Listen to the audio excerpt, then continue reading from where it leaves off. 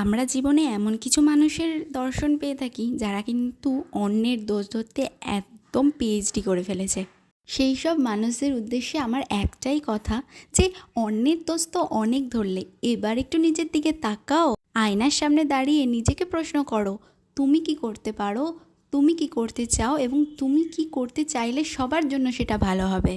কিন্তু তাদের তো মনে এত প্রশ্ন আসবেই না, কারণ তাদের একমাত্র একটাই কাজ অন্যের খুঁত ধরা। শোনো, একটা কথা খুব ভালোভাবেই মনে রাখবে, কাউকে নিচে নামিয়ে কাউকে ছোট কথা বলে কিন্তু কখনোই তুমি বড় হতে পারবে না। হ্যাঁ, সাময়িক মানুষ তোমাকে হয়তো বাহবা দিতেই পারে, তবে অবশ্যই তোমার সমগোত্রীয় মানুষেরা। কিন্তু এটা ভেবো না তুমি অফুরন্তকালের জন্য সবসময় বাহবা পাবে অন্যকে নিচে নামিয়ে।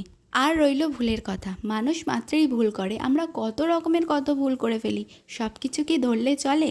ভুল ঠিক নিয়েই হচ্ছে মানুষের জীবন। যাই হোক, অনেক কথা বলে ফেললাম, তোমাদের অনেক বকবক শুনতে হলো। আঁকাটা কেমন লেগেছে একটু জানিও কিন্তু।